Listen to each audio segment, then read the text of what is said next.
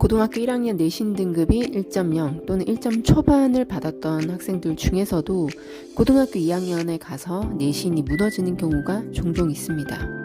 이과의 경우에 이런 일이 더 많이 하게 되는데요. 고1에서 고2 이과로 옮겨가면서 수학과학 선택 과목이 많아지기 때문입니다.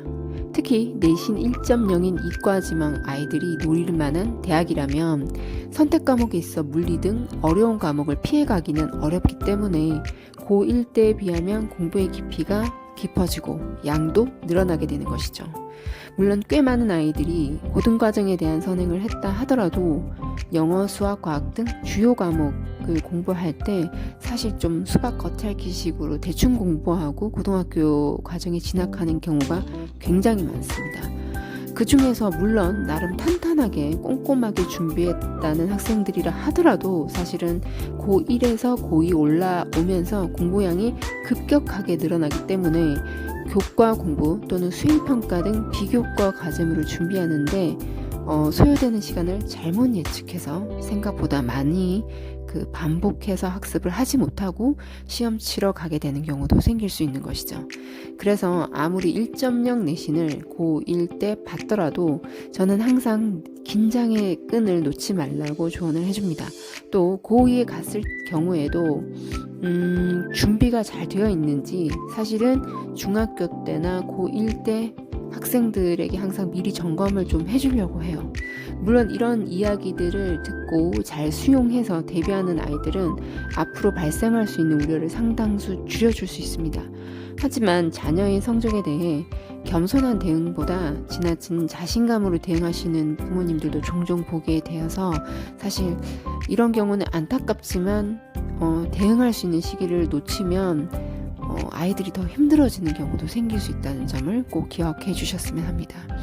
그리고 이제 저희 같은 경우에는 학생부 종합전형 때문에 오시는 분들도 꽤 계시는데 이때 필요한 전문적인 조언을 들으러 오시는 시기가 이제 빠르면 중학생 때 또는 이제 고1 때인데 이때는 이제 고2 가서도 본인이 진학하고자 하는 그러니까 이제 당장 고1 때 내신을 생각하는 게 아니라 네가 고등학교 2학년 가서도 목표 대학에 지원할 내신이 나올 만큼 준비를 탄탄히 했는지 부족한 점은 없는지 또 부족한 점이 있다면 보완할 방법은 없는지 사실 되게 냉정하게 분석해 드리려고 하거든요.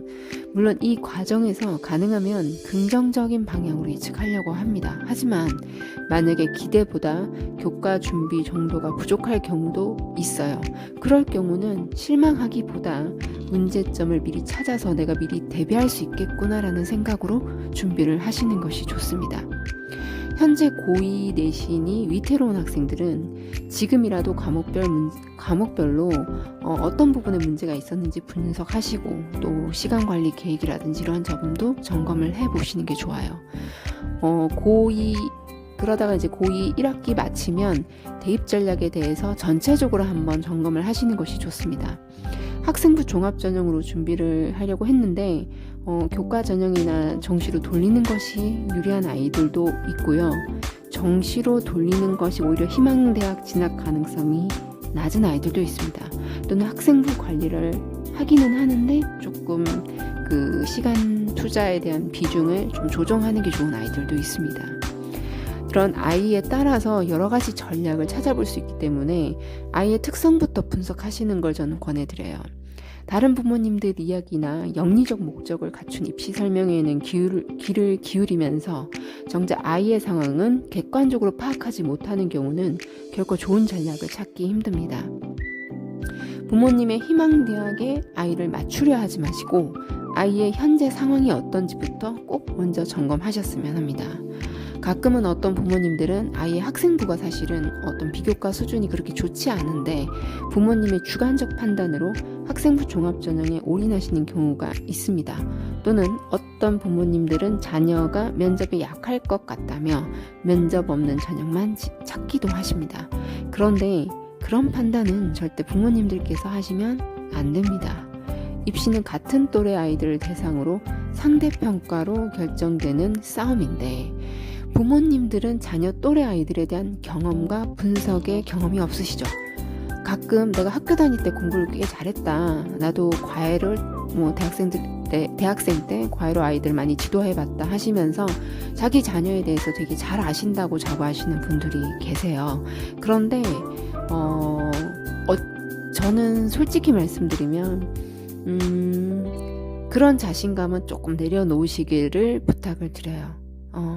왜냐면 그 과거 경험이잖아요. 다른 아이를 지도해 본 경험도 보통은 이제 다른 아이들인 경우고, 그리고 설사 이 교육업에서 종사하시는 부모님들조차도 저희도 이제 학부모님들 중에서 뭐 학원을 하시거나 이제 학교에 근무하시는 분들을 종종 만나게 되거든요. 그런데 사실은 자식에 대해서 객관적으로 알기가 굉장히 어려워요. 왜냐면 그 교육업에 종사하시는 분들이 보통 자기 특정 과목을 가르치는 분들이 많죠. 그러니까 다른 과목에 대한 이해가 대부분 없으세요. 그리고 특정 지역에서 학원이나 학교 같은 경우 특정 지역에서 활동하셨기 때문에 대입은 전국 단위 아이들의 경쟁인데 전국적인 수준을 잘 파악을 못 하시는 경우도 꽤 많습니다. 특히 학생부 같은 경우에는 더 그렇고요. 그래서 좀 그런 부분들에 대해서 제가 조금 안타까움을 느끼게 되는 경우들이 많아요. 그리고 설사 지인의 아이들을 뭐 예를 들면 많이 하신다라고 생각하시는 분들도 꽤 있는데, 아무리 친해도 자식의 세부적인 허물까지 남에게 보여주는 부모는 없습니다. 그리고 부모조차도 입시에 있어서 자녀의 약점을 정확히 모르는 경우가 대다수입니다. 그러니까 부모님의 학벌이 뭐 좋고 예전에 공부를 잘했고 교육업을 잘 아시고 이런 거하고도 별개예요.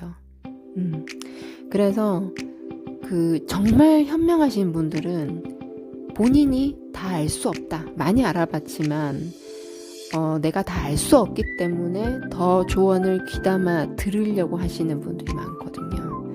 그래서 그런 부분들에 대해서 조금 더 겸손하게 대응을 해주셨으면 좋겠습니다. 또 그 대학의 평가에 대해서도 부모님들이 대체적으로 정확하게 잘 모르시고, 또 이게 대학마다 또 전형마다 평가 방법이 다양하기 때문에 공부를 좀 많이 해야 돼요. 그래서 거기까지는 사실 본업을 하시면서 접근하기가 어려우시잖아요. 그러니까 이런 전체적인 구조를 이해하시기 위해서는 부모님 개인의 주관적인 판단을 믿기보다는 학생들에 대해서 오랜 애정과 경험을 갖고 있는 여러 전문가들의 판단을 고루 참고하시길 저는 권해드리고 싶습니다.